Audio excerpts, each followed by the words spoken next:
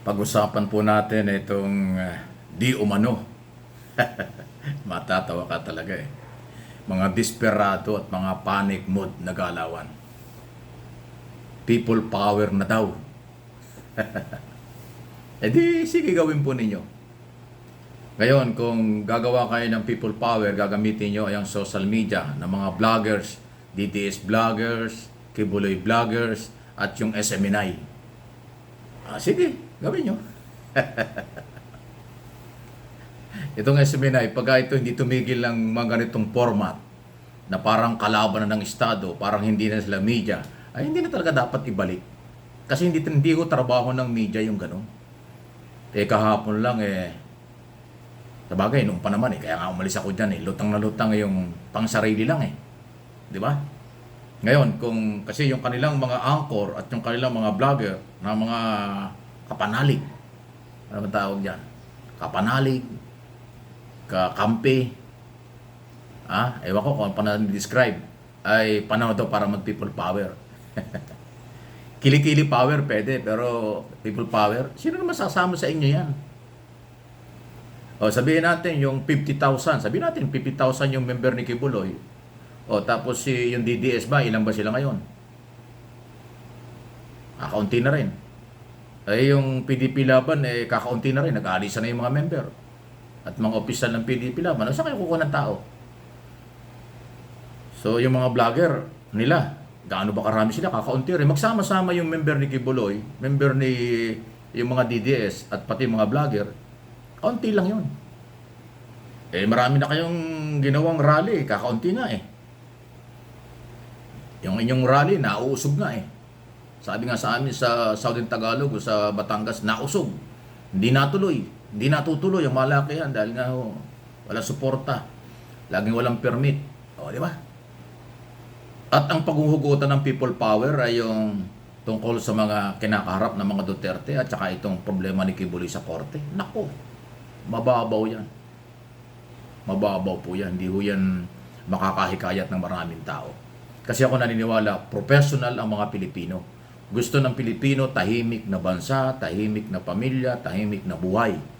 Kanya-kanyang trabaho at susunod sa batas. Dahil kasi yung people power, 2 beses na nangyari sa atin yan, wala namang nangyari sa bayan. Nakinabang lang ay politiko at mga negosyanteng kapartido. Pero pangkalahat ng taong bayan, hindi naman nakinabang lahat. Nagamit lang ang pwersa ng masang Pilipino. Ginagamit lang ang kahirapan. Ginagamit lang ang kakulangan ng kaalaman ng mga tao kaya nakakaroon ng sama-samang power daw sila. Pero ngayon, hindi na. Lalo ngayon, napakalakas ng social media. Sino maniniwala sa inyo? Doon nga sa inyong mga rally. Yun ang yung tamang pamamaraan nyo sa rally. Pakita nyo yung pwersa. Ala naman Hinahakot na nga yung mga tao. Hindi pa rin mapuno yung crowd. O wala pa rin Kasi, alam nyo, iba yung voluntary kaysa hakot. Pag voluntary, isang panawagan lang yan darating. At magbo-voluntary yan kung nakikita nilang lehitimo at karapat-dapat. Pero kung nakikita nilang tungkol sa kaso ni Kibuloy, tungkol sa mga di umano'y human rights violation, at kung ano-ano mga ngayon iniimbestigahan ng iba't ibang komite ng Kongreso, ang iso sa mga Duterte, yun ba yung magiging basihan? Pag yun ang naging basihan, pang sariling interes yun. Political and personal interest ang dahilan. Hindi ho yan nagiging kasangkapan ng nagtatagumpay na people power. Iba na ngayon. Okay? At saka hindi na ho papayagan yan. Saan nyo gagawin? Dito sa Metro Manila, hindi ko ipapayagan. No permit, no rally. Yan ang papairal ng mga local government. At mga lugar na magkukos ng traffic, hindi na papayagan yan. Okay? So, huwag na lang, magtulungan na lang po. Alam nyo kung nakikipagtulungan, total, magdadalawang taon na. Pagdating ng June 30, 2 taon na po si Pangulong Marcos. 2 taon na po ninyong hinuhubaran, binabastos, nilalait, at sobrang personal ng inyong batikos sa first family at sa ating Pangulo. May mandate, elected. Ang elected president, may mandate na presidente, legitimate government, mahirap po yun. Nasirain na may mga sariling interest lang. Lalo na ngayon, massive ang mga programa ng gobyerno dito at sa buong Pilipinas, Metro Manila at buong Pilipinas. tinanggap na ng international community at naninindigan sa West Philippine Sea. Di ba? Ang gusto niyong ipalit, yung walang no comment sa West Philippine Sea. Kayo-kayo lang yan. Ayaw ng mga Pilipino ng no comment. Ang gusto ng mga Pilipino ay agresibo, naninindigan, at ipinaglalaban ang Pilipinas, ipinaglalaban ang karapatan ng Pilipino. Yan ang gusto ng taong bayan maging Pangulo. Ayaw nila ng no comment at pang sariling interest lang. Kaya huwag kayong maniwala dyan. Sila-sila lang yan. Inilulutang nila yung people power para takutin ng gobyerno. Ay hindi naman matatakot ang gobyernong nakaupo. At hindi naman susuporta ang mga matitinong Pilipino. So yan po ay gimmick lang ng mga walang masabi. Si Harry Roque yata ang madalas may sabi niya. Puro bangungot lang yun. Puro panaginip. Roque, gumising ka na. Abogado ka pa naman. Parang mga hugot mo, ang babaw ng argumento mo. Anong araw, inirespeto ka bilang abogado. Pero lately, o nung mga mula nung hindi ka mapwesto sa gobyerno at mula nung matanggal yung asawa mo sa pag-ibig, naging pababa na ng pababa ang iyong mga argumento. Parang hindi ka na abogado. Pasintabi na, Roque, yan na yung dating mo ngayon. Ang mga tao galit na sa'yo.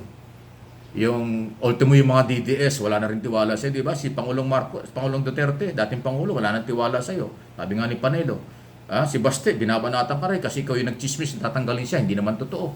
Sinunog mo si Baste, sinunog mo yung inyong grupo, hindi naman pala totoo. Puro chismis lang eh.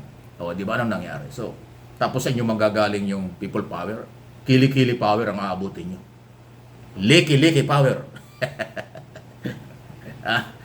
Matitino na ang Pilipino, professional, at inuulit ko, gusto nila ay maayos na pamahalaan. Development, katahimikan, kaunlaran ng ating bansa. At ngayon po ay massive na rin ang mga foreign investor. Tayo ang magiging number 1 na mga sa business, ekonomiya, ang Pilipinas dito sa ASEAN sa darating na mga panahon.